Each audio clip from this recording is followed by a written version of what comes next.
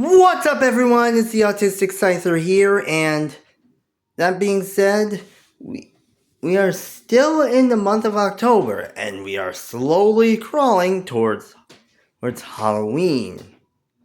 That being said, since I started off my more spooky videos previously, I decided to move on to another video that basically asks a question. Has there ever been a character in video games that has made your skin crawl? For me, there has.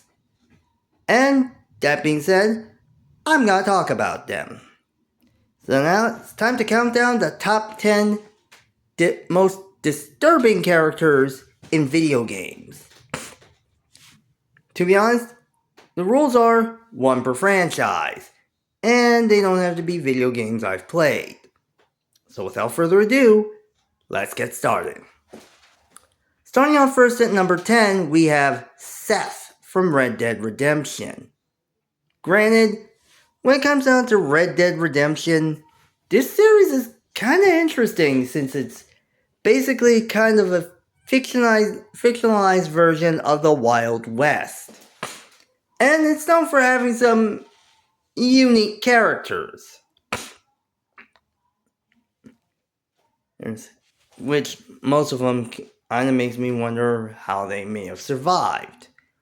One such character that comes to mind when it comes to this game just so happens to be Seth. And honestly, the guy's your standard prospector / treasure hunter. To the point that when you first meet him, he's basically searching for a treasure map that was basically stolen for him by his former partner, Moses, who is in jail. So basically, you have to head to the jail in order to find him and bring him to Seth in order to find out where the map is.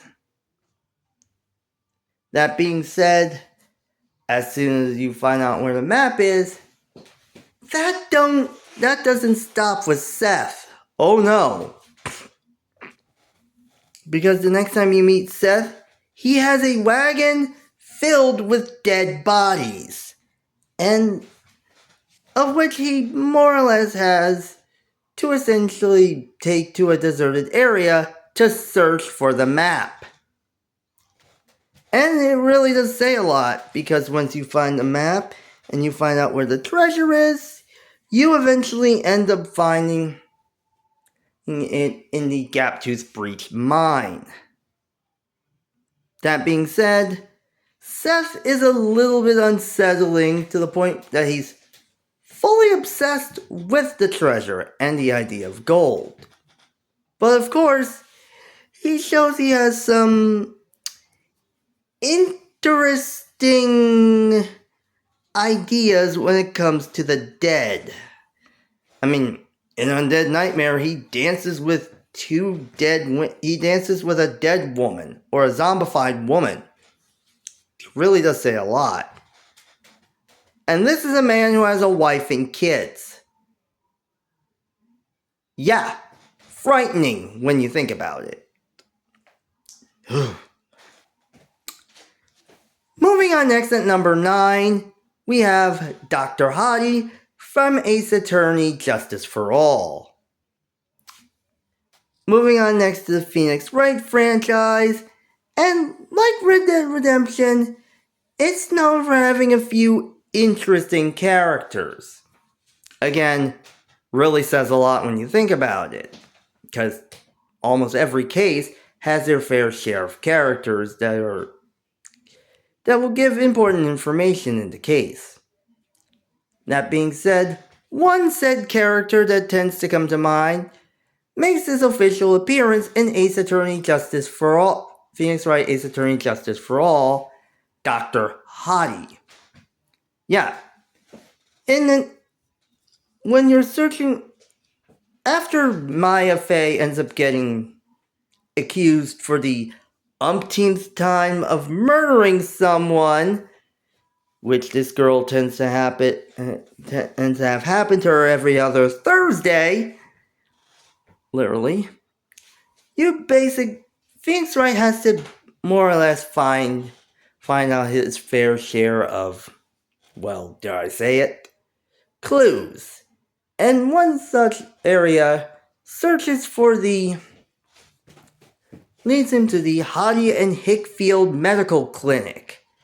The same clinic one of the main characters one of the characters involved in this case used to work at. And yes, this is where you meet Dr. Hottie, the seemingly head doctor of the medical clinic. And it's almost instantly that something is a little off with the guy.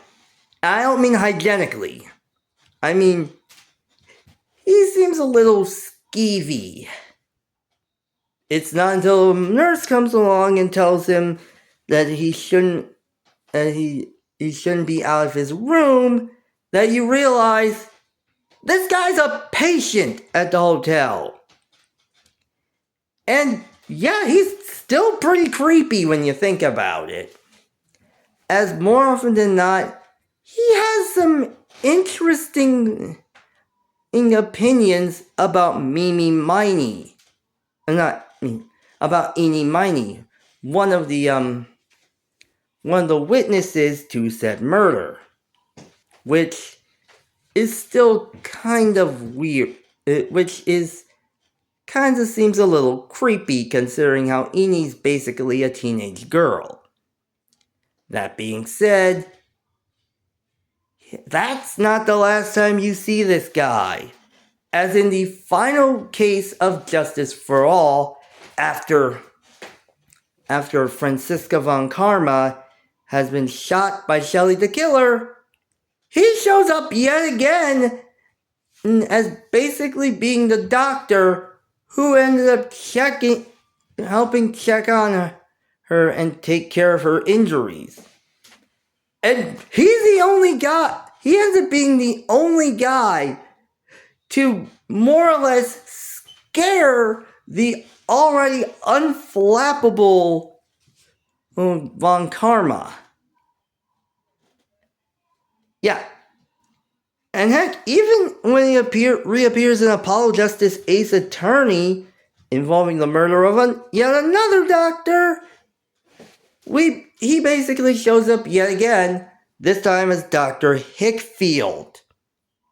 And he's still pretty dang creepy, to the point that he's even been willing to more or less hit on Trucy Wright, who is 15 years old, by the way. Yeah, I'm surprised he hasn't shown up ever since. Granted, I haven't played the other two Ace Attorney titles, but yeah, I am glad he hasn't shown up since. That would be very scary. Moving on next at number 8, we have, of course, there's Mumkar from Xenoblade Chronicles. Yeah. Granted, I played a little bit of Xenoblade Chronicles.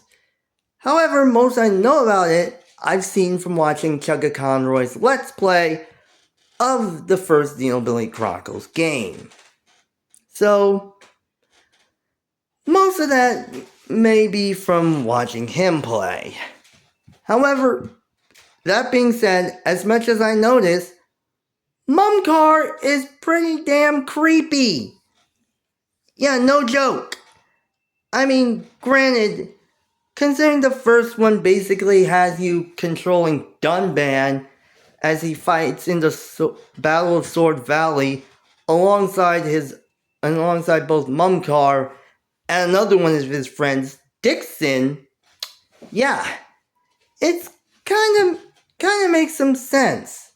However, while Dixon does play a role in the entire story, not gonna spoil it here, and Dunban's just a flat-out badass, Mumkar looks like a rat!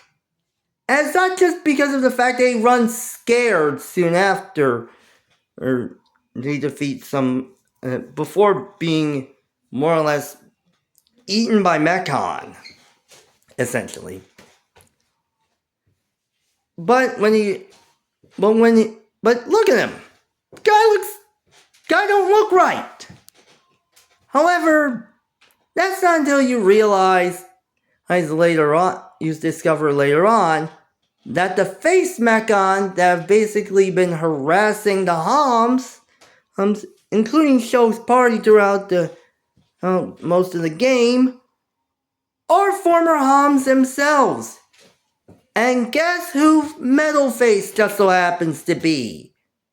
Mumkar. And apparently, the mechanization has not done wonders for his complexion. The guy still looks wrong. Huh. I mean, granted, you finally do get a chance to pay him back in tow for what he did, but yeah. I'm glad he's mostly that face mask, the faceplate of the Mechon that he was piloting was basically over his real face. Just a real improvement. If you look at it like that. Moving on next at number 7, you have Phantomanta from Super Mario Sunshine. Yeah. First, we're doing a disturbing characters list, and this is the first character on this list that's a ghost. Honestly, for those that are wondering why I was considering spooky levels, it was between Hotel Delfino and Big Boo's Haunt. Granted, I decided to go for Big Boo's Haunt, but Hotel Delfino definitely fits. And it's that first mission that basically shows that. As basically you talk to the manager of Hotel Delfino, and it turns out the entire hotel is closed because they have been terrorized by a ghostly manta ray-like creature. And the fact that you show up there, it's at the same time he shows up.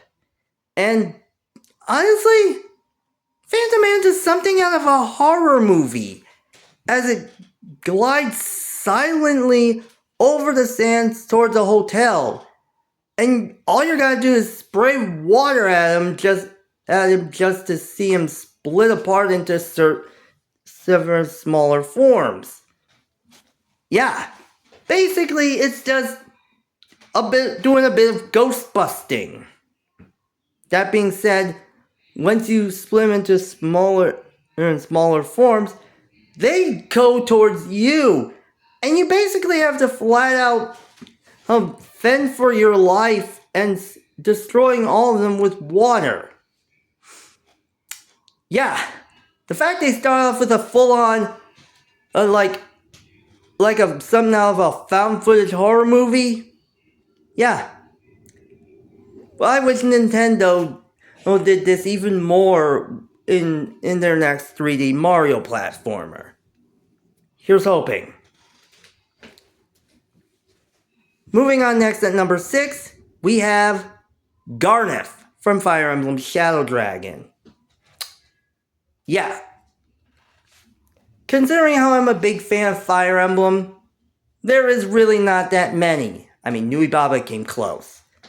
But honestly, I had to give it to Garnet, because my first time looking up some stuff about Fire Emblem Shadow Dragon, I saw Garnet. He creeped me out. Yeah. He really creeped me out. I mean, granted, it's the evil wizard look, but still. It's not until I played Fire Emblem Shadow Dragon that I noticed how disturbing he could be. As it was him who basically, he brainwashed Tiki in order to fight against Marth. And all you have to do is bring Bantu to talk to Tiki in order to help. And that doesn't stop with Tiki as a kid. Because in Fire Emblem Awakening, when he basically shows an very creepy interest in her as a young adult. Just sends chills down my spine. I don't know what to say. This video is continued in part 2.